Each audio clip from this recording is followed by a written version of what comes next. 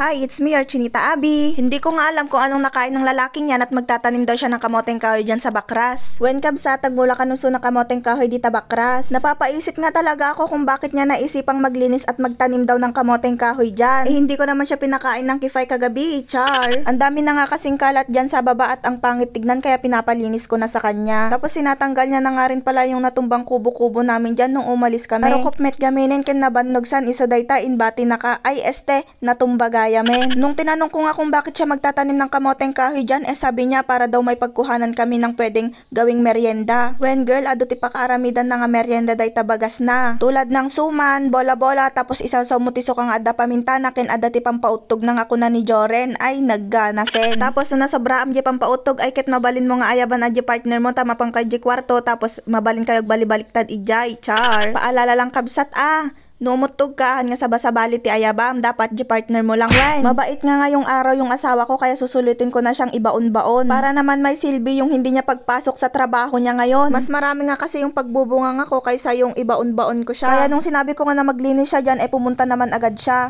Ginagawa mo!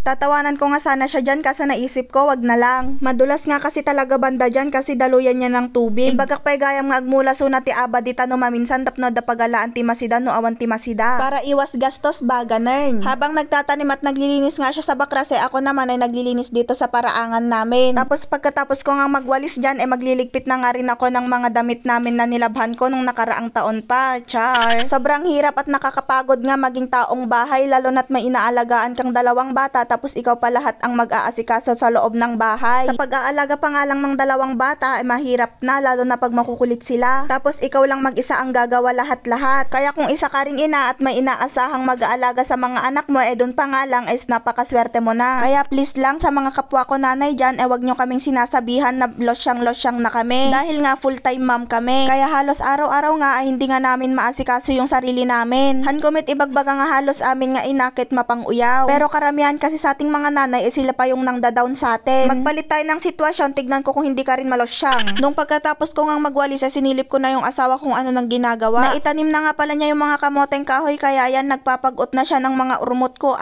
yung mga maliliit pala na damo-damo dyan. Sinabi ko nga na maglinis siyang mabuti dyan para naman may silbi yung hindi niya pagpasok sa trabaho niya. Tapos yan dinilaw nga ni Ate Raslin yung mga pasok ko bakit daw walang mga masetas. Sinabi ko nga na para magkaroon ng mga masetas yung mga pasok kukuha ko sa mga halaman niya. Kaso nga maski siya wala nga daw siyang mga masetas. Diyos ko naman. O siya, hanggang dito na lang. Thank you sa panonood and see you on my next vlog. Bye!